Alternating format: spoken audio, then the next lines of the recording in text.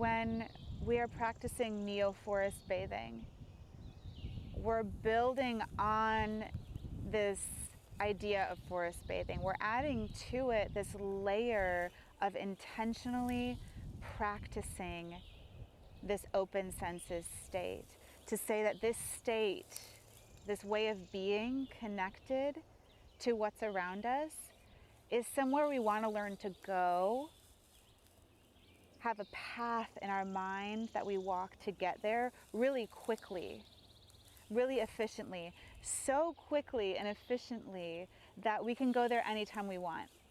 You can be sitting at your desk in your office and you want to step back and feel that feeling that you feel when you're forest bathing. When you've practiced walking there, when you've practiced going down that path, it becomes accessible to you wherever you are. This way of feeling connected, this way of feeling relaxed, this way of feeling enlivened by your sense of oneness with the natural world.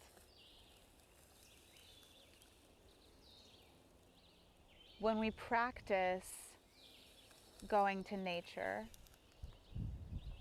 we're giving ourselves the opportunity to drop into a state that